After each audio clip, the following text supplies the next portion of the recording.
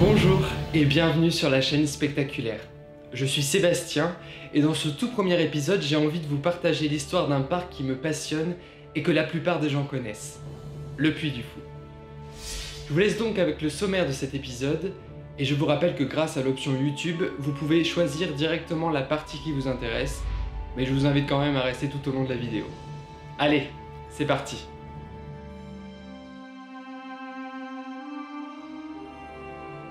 Philippe de Villiers est un homme politique et écrivain français né le 25 mars 1949 à Boulogne, en Vendée.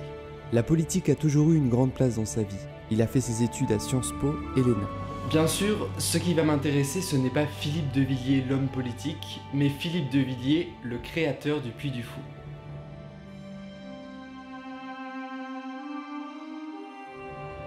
Philippe de Villiers a grandi en Vendée. Il a toujours eu beaucoup d'affection pour sa région natale. Tout commence dans les années 1970 où il découvre un lieu perdu au cœur du bocage vendéen. Dans son livre « Puy du Fou, un rêve d'enfance », que j'ai juste ici, Philippe de Villiers parle d'un réel appel de cet endroit empli de mémoires endormies, avec notamment la ruine d'un château surplombant un étang. C'est alors qu'une idée folle traverse son esprit, créer un réel hymne pour la Vendée pastorale. Un spectacle grandiose rendant hommage à sa région et ses habitants qui ont bercé son enfance. Il parle de rembourser sa dette en nature et en lumière. La cinécénie est en train de voir le jour. Seulement, rien ne prédestinait son projet à aboutir, car il n'avait pas d'expérience dans le domaine du spectacle, il s'était jamais lancé dans l'écriture ni la mise en scène, il était jeune, le lieu choisi pour la cinécénie était inaccessible et il n'avait pas de moyens financiers, il n'avait pas non plus de soutien, et il n'avait ni troupe, ni technicien. Mais malgré cela, il a ce rêve, et ce stylo pour écrire et procurer des émotions. Et quoi qu'il arrive, il est pugnace, et surtout sûr de son coup. Nous sommes en 1977, et il se met donc à écrire les premières lignes de la cinécénie, assis sur la colline, regardant la ruine du château du Puy du Fou. Pour réussir la première de la cinécénie, Philippe de Villiers ne pouvait pas y parvenir seul. Il a su s'entourer des bonnes personnes et convaincre. Car au début, la plupart des gens ne croyaient pas en son projet. Mais à force de persévérance, les habitants des communes alentours et connaissances ont suivi le mouvement. C'est la naissance des Puy-Follets. Il a même réussi à convaincre des acteurs de la Comédie Française pour faire les voix off de la cinécénie, et tout cela bénévolement. Il y avait notamment Jean Piat, François Chaumette, Catherine Salvia, Michel Duchossois et bien d'autres. J'aime bien le passage où il décrit l'enregistrement des voix off. Il n'avait pas d'argent, donc pas les moyens de louer un studio, et c'est finalement un garage qui fera office de studio d'enregistrement. Il y avait peu de matériel, une forte odeur de cambouis et le chien du voisin qui ne cesse d'aboyer. Agacé par ces conditions, Jean Piat a même failli partir en plein travail. Mais Philippe de Villiers a tout fait pour qu'il enregistre les fameuses répliques qui débutent la cinécénie. Et puis, pareil à l'époque. Idem pour les effets spéciaux et scéniques. Il a fait avec ce qu'il avait, c'est-à-dire la ruine du château, le paysage avec cet étang, quelques voitures en mode plein phare pour éclairer le bâtiment, et des tuyaux d'arrosage en guise de jet d'eau. Le 16 juin 1978, un an après les prémices du projet, la première de la cinécénie a lieu. Les années passent, Philippe et les Puy-Follets apprennent tous ensemble à surmonter les échecs, comprendre ce qui est possible, ce qui ne l'est pas. Ils ne lâchent rien.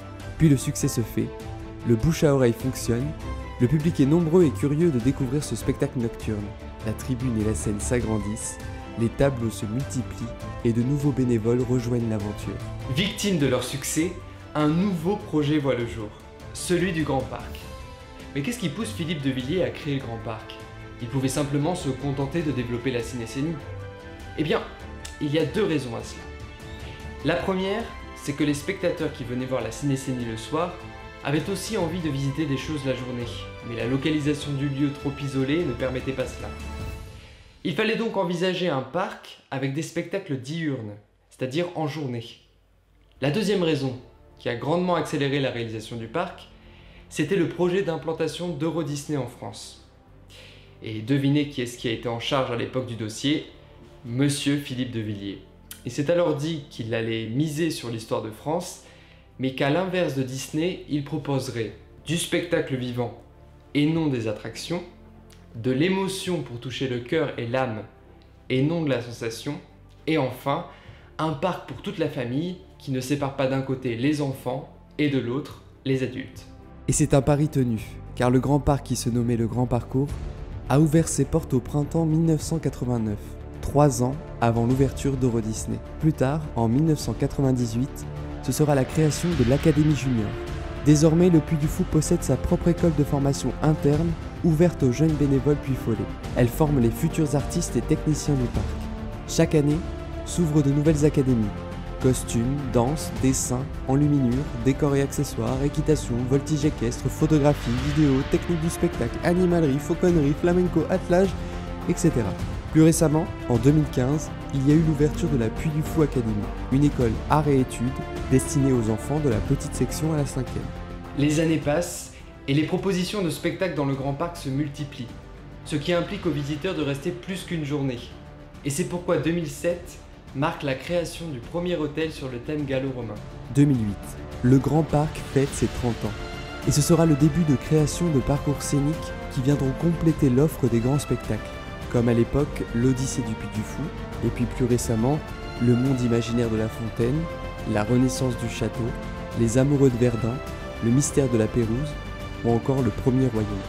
2009, création du premier spectacle nocturne du Grand Parc, les Orgues de Feu, devenus cette année les Noces de Feu. 2017, les 40 ans du Grand Parc.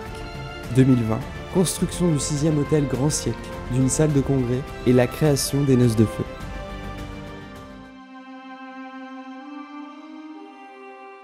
Ce qui fait que le Puy du Fou perdure depuis plus de 40 ans, c'est qu'il se fonde sur l'humain et la solidarité. Philippe de Villiers dit souvent dans ses livres et interviews que le Puy du Fou est un acte d'amour, mais pas un acte de business. Et ce qui fait le succès du parc, c'est aussi que le feu créateur ne s'est jamais éteint. Philippe de Villiers a toujours eu cette volonté pour qu'au Puy du Fou, il n'y ait pas de droit d'auteur, car ce sont des créations originales, qu'il n'y ait pas non plus de subventions, qu'il n'y ait ni actionnaire ni de dividendes, et qu'il n'y ait pas non plus de brevets extérieurs, ce qui fait du Puy du Fou une indépendance économique, pédagogique, technologique et bien sûr artistique, qui lui aura d'ailleurs valu une reconnaissance internationale.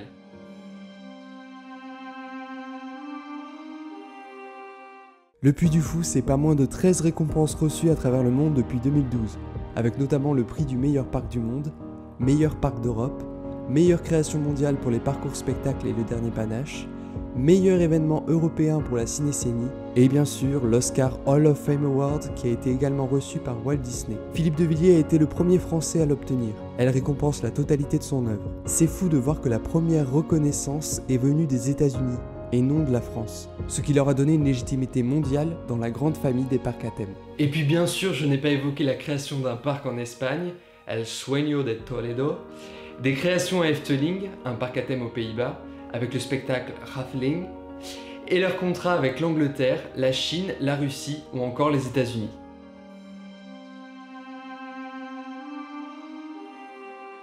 Maintenant que l'on en sait plus sur la création du Puy du Fou, à quoi ressemble-t-il et qu'est-ce qu'on y trouve? Le Puy du Fou. Puis, la profondeur du mystère et fou, le petit grain de folie qu'on y dépose. Est situé en Vendée, plus précisément sur la commune des Épaisses. C'est un parc thématisé sur l'histoire de France et de la Vendée, et il est exclusivement constitué de formes spectaculaires, diurnes et nocturnes. Le Puy du Fou n'a pas la prétention d'une vérité historique, et face aux critiques, voilà ce que le parc répond. L'association du Puy du Fou et du Grand Parc du Puy du Fou n'ont jamais prétendu faire un travail d'historien. Elle propose de spectaculaires romances historiques qui permettent un voyage poétique dans le légendaire français à travers ses merveilles, ses drames, ses grandeurs de l'Antiquité au XXe siècle. Le Puy du Fou emprunte à l'imaginaire collectif des images parfois inspirées de la grande histoire, sans autre prétention que de mettre en scène des poèmes divertissants mêlant légende et réalité. D'après ce plan, vous l'aurez compris, le Puy du Fou est donc composé de la cinécénie, du Grand Parc, ainsi que d'un complexe de 6 hôtels. La majorité des spectacles se jouent en extérieur. On peut distinguer les grands spectacles, dans le sens de la grandeur de l'espace scénique, avec le Signe du Triomphe, les Vikings, le Bal des Oiseaux Fantômes, le Dernier Panache, les Mousquetaires de Richelieu, le Secret de la Lance.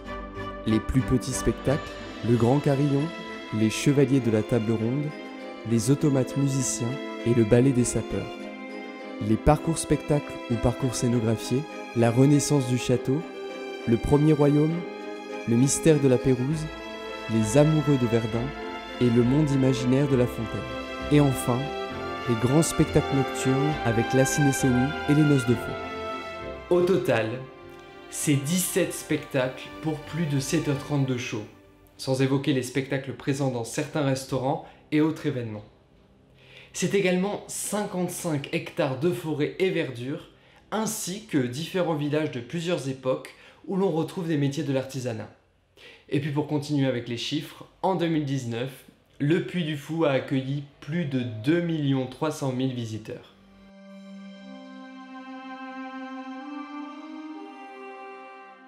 Mais alors, comment fonctionne cette grande machinerie? Comme nous l'avons dit précédemment, ce n'est pas un modèle économique traditionnel. Pour faire simple, il y a d'un côté l'association du Puy du Fou, qui regroupe environ 4000 bénévoles, et de l'autre, la Société du Grand Parc qui emploie 2100 salariés, dont 150 permanents. Le Puy du Fou s'est battu pour faire perdurer ce modèle unique, bien qu'il a été de nombreuses fois contesté par l'administration française ou au sujet de l'intermittence du spectacle. En fait, ce qu'il faut comprendre, on a souvent du mal avec ça, c'est que les gens ont participé volontiers au projet, bénévolement. Et là, vous vous dites sûrement « oui ». Mais bien qu'elle soit réalisée par des bénévoles, la cinécénie n'est pas gratuite. Que font-ils de cet argent? Eh bien la totalité des bénéfices de ce spectacle est réinvestie dans le Puy du Fou, c'est-à-dire le Grand Parc, la cinécénie, l'Académie Junior, l'Académie du Puy du Fou et les nombreuses autres sociétés et associations du groupe. L'association du Puy du Fou qui gère la cinécénie est donc actionnaire du Grand Parc. Et je trouve que c'est un fonctionnement intelligent, car ils ont une totale autonomie et indépendance pour la création de spectacles et autres projets du parc.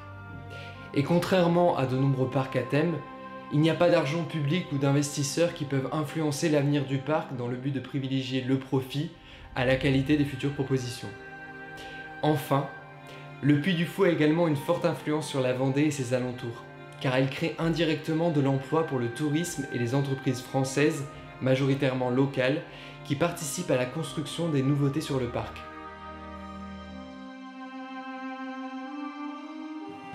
On peut dire que le Puy du Fou a su se démarquer et créer sa propre esthétique au fil des années, engendrée par les débuts de la cinécénie.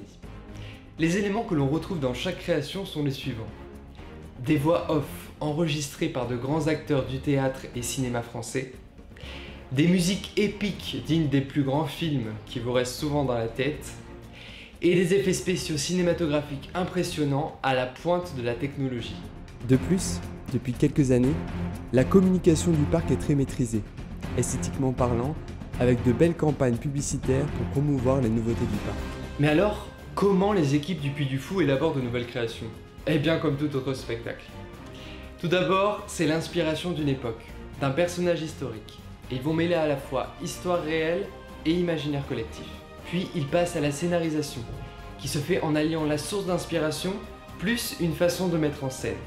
Puis on arrive au moment où on dessine une scénographie, avec les décors, les costumes et les effets spéciaux, tout ça au service de la narration.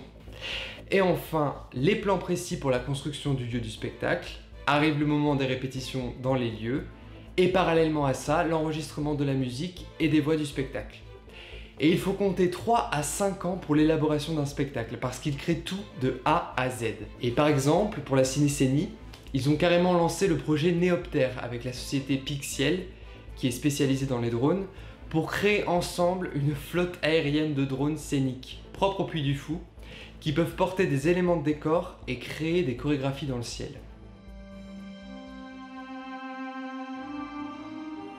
Étant passionné par le monde du spectacle et ayant fait des études de théâtre, je me suis amusé à faire des petits parallèles entre les formes spectaculaires du passé et celles d'aujourd'hui au Puy du Fou. C'est à la fois un retour dans le passé au sens historique, mais aussi au sens théâtral. Et vous allez voir que le Puy du Fou n'a pas tout inventé. Bon, de toute façon, on n'invente jamais rien. Tout d'abord, la cinécénie. D'ailleurs, voici la signification. Ciné, mouvement, et cénie, espace. Donc la cinécénie, c'est 2550 acteurs, sur une scène de 23 hectares, 1h30 de spectacle. Le plus grand spectacle de nuit au monde. Cette production nécessite 8000 costumes, 800 pièces d'artifice, 8000 projecteurs et 150 jets d'eau de 30 mètres de haut. Et là je me suis dit, mais au Moyen-Âge, ce genre de représentation, ça existait déjà. Alors j'ai ressorti mon histoire du théâtre d'André De Gaine, que je conseille fortement à tous les théâtreux, car c'est synthétique, et ça vous aide à reconstitualiser. Et puis en plus, vous pouvez voir, il y a des dessins, c'est hyper agréable. Bref, voilà. Tout ça pour dire que j'ai fait un parallèle entre la cinécénie et les mystères du Moyen-Âge au XVe siècle. Alors, qu'est-ce que les mystères? Eh bien écoutez plutôt, l'histoire sainte de façon divertissante. Bien sûr, la cinécénie a pour sujet l'histoire de la Vendée, mais ce qui m'intéresse dans ce parallèle, c'est le dispositif scénique, en somme la forme et non le fond. Pour incarner les quelques 200 personnages, parfois 500, une centaine d'acteurs est nécessaire, sans compter les figurants. Aucune unité de lieu, de temps ou d'action. On parcourt allègrement les années ou les siècles. Un alignement souvent en forme de croissant, de mention, maison, à même la place publique, devant des échafauds, tribunes, surchargés de spectateurs, tel est le dispositif des mystères. Donc à l'époque déjà, il y avait beaucoup de machinerie, des trappes, des plateformes, des nuées, et aussi des scènes qui se déroulent simultanément. Et bien pour avoir vu la cinécénie, je peux vous dire que c'est similaire. Autre parallèle plus récent cette fois, celui de la salle du Théâtre des Géants dans lequel se joue le dernier panache. C'est une salle avec une tribune tournante permettant aux spectateurs de changer de décor et de suivre l'action en mouvement. Il aura fallu pour les équipes artistiques du parc des mois de réglages pour imaginer un système de rotation conforme aux exigences du spectacle. La technologie est omniprésente, puisque les décors en vidéoprojection, les lumières, le son et tous les effets spéciaux suivent l'action à 360 degrés. Les spectateurs se laissent alors emporter, au sens figuré comme au sens propre, par l'émotion et la poésie du dernier panache. C'est également 160 mètres de décor au total, avec la présence d'un bassin plus grand qu'une piscine olympique pour reconstituer la mer. Le Puy du Fou qualifie cette salle d'unique au monde. Vraiment, le scénographe Jacques Polieri invente dès 1960 la salle annulaire à Paris. Une salle de 300 places, certes, mais avec une tribune tournante. Puis, en 1968, avec l'aide de l'architecte André Woganski, il en construit une nouvelle version pour la Maison de la Culture à Grenoble. Cette fois-ci, il ajoute une scène circulaire en mouvement. Malheureusement, elle a été détruite en 2004. De plus, ce même scénographe, en 1964, avait expérimenté la vidéoprojection dans un de ses spectacles nommé Gamme de 7. Je trouvais ce parallèle marrant, alors est-ce que ça a été une inspiration? Peut-être, peut-être pas. Dans tous les cas, je comprends pourquoi le Puy du Fou dit unique au monde. C'est notamment par la capacité de la tribune de 2400 places. Imaginez un peu la puissance des moteurs. Technologiquement parlant, c'est unique. Et puis ils ont repoussé une fois de plus la loi de l'impossibilité. Pour finir, l'utilisation des nombreuses machineries et effets spectaculaires m'évoque également le type de spectacle que l'on pouvait trouver au XIXe siècle, les féeries. Dans son livre « La féerie romantique sur les scènes parisiennes », Roxane Martin, historiographe théâtrale, définit la féerie comme un théâtre de l'imaginaire pur. La féerie n'est pas assujettie aux lois du vraisemblable et peut tout naturellement justifier l'usage d'une machinerie théâtrale poussée jusqu'aux limites de ses possibilités, renouvelant chaque fois, selon les époques, les défis du spectaculaire et de l'illusionnisme total. Mobilisant un personnel technique et dramatique nombreux, elles offrent à un public émerveillé des transformations scéniques surprenantes. Des forêts qui marchent, des objets qui s'animent, des membres qui se détachent des corps, des animaux et des hommes qui grossissent à vue, et des mots qui, prononcés sur scène, font surgir les éléments qu'ils évoquent. Pour moi, le Puy du Fou serait donc composé de féeries.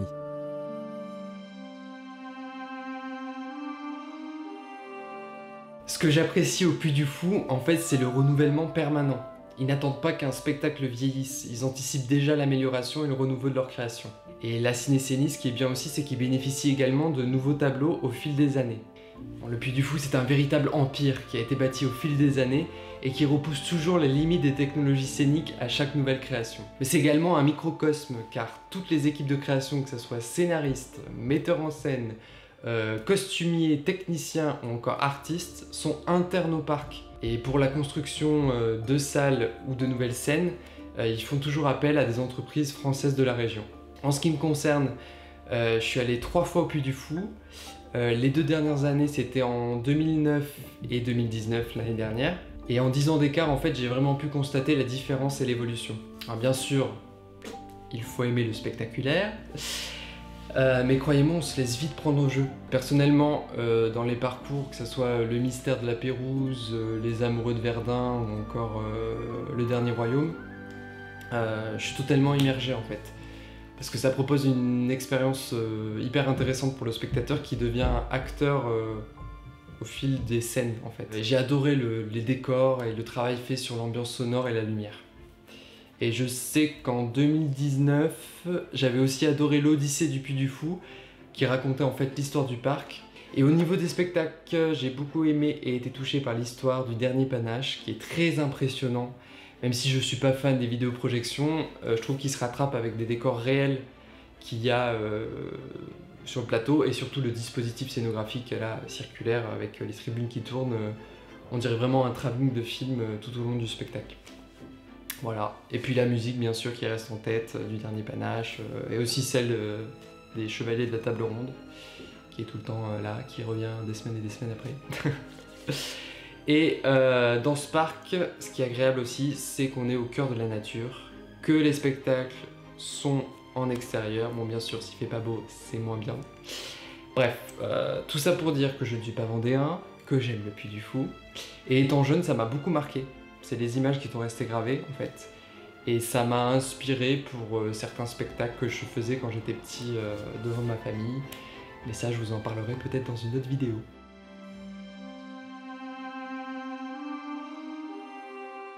Conseil numéro 1.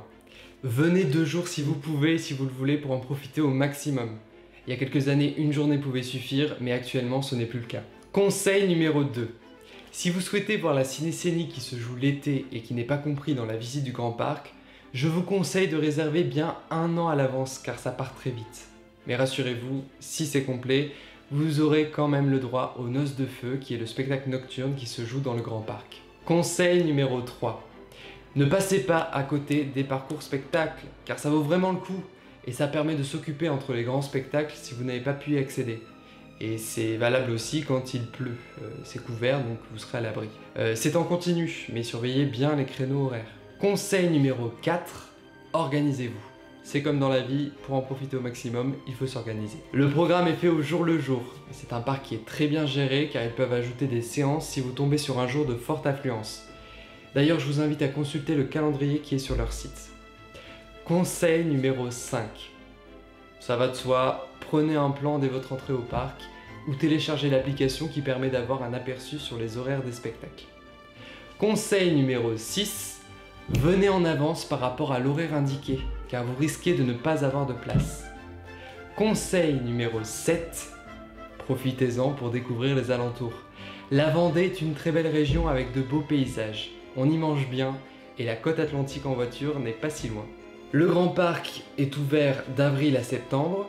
Pour cette année, il sera ouvert jusqu'à début novembre. Tandis que la cinécénie ne se joue qu'en juillet et août. Si vous ne savez pas quoi faire durant cet automne ou pour l'année prochaine, la découverte du Puy du Fou avec la cinécénie est vivement conseillée.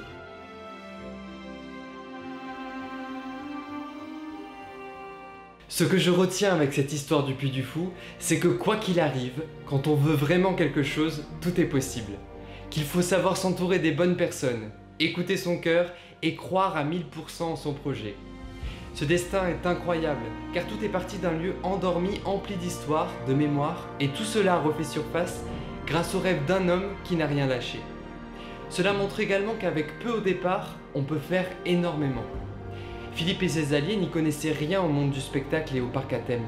Et pourtant, en agissant et multipliant les expériences, ils ont tout appris. Et aujourd'hui, le Puy du Fou est reconnu mondialement. J'espère que ce voyage au cœur du Puy du Fou et de son créateur vous aura plu, que je vous aurai donné envie de le visiter. Attiré ou pas, je pense que c'est à faire au moins une fois dans sa vie pour forger son propre avis. Tous les liens et toutes les infos sur le parc sont dans la description. Et si vous souhaitez en apprendre davantage sur le parc, je ne peux que vous conseiller le livre de Philippe de Villiers, Puy du Fou, un rêve d'enfance. Voilà. N'hésitez pas à réagir dans les commentaires, me dire si ce format vous a plu, me soutenir en laissant un pouce bleu et en vous abonnant si ce n'est pas déjà fait et activant la cloche. N'hésitez pas non plus à me rejoindre sur mon compte Instagram où je poste régulièrement mes actus. Je vous dis à la semaine prochaine pour une nouvelle vidéo. En attendant, restez curieux, rêveurs, créatifs et ouvrez grand vos yeux.